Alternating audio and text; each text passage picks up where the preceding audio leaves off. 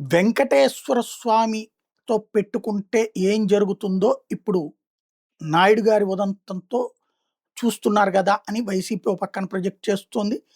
రెండో వైపున మొన్న జరుగుతున్న వరుస ఇన్సిడెంట్సు, ఫెయిల్యూర్ ఇదంతా గూడా స్వామివారికి హెరిటేజ్‌కి జరిగిన ఎఫెక్ట్ ఇదంతా గూడా స్వామివారి జోలికెళ్ళినందుకు హెరిటేజ్ షేర్లు పడిపోయినాయి, హెరిటేజ్ రేట్లు పడిపోయినాయి. అట్లాగే నాయుడు గారు ఫేస్ చేస్తున్నారు అన్నది ఒక ఎత్తయితే, ఒక డీఎస్‌పీ అది కూడా ఉద్యోగంలోని ఉన్న డీఎస్‌పీ రిటైర్ కాలేదాయన.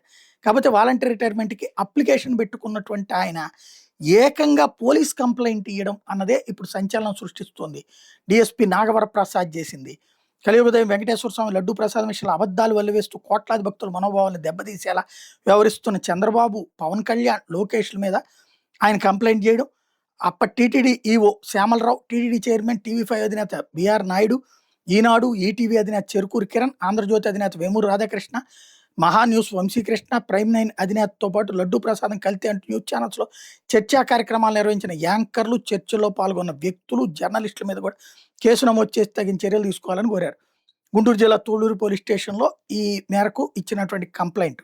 సుప్రీంకోర్టు నియమించిన సిట్ ఛార్జ్ షీట్ సైతం లడ్డూ ప్రసాదాలు ఏ విధమైన కొవ్వు కలపలేదని పొందుపరిచినా కూడా తప్పుడు ప్రచారం చేస్తున్నారన్నట్టు. ఈయనకి ఇంత తెగింపు ఎందుకొచ్చింది?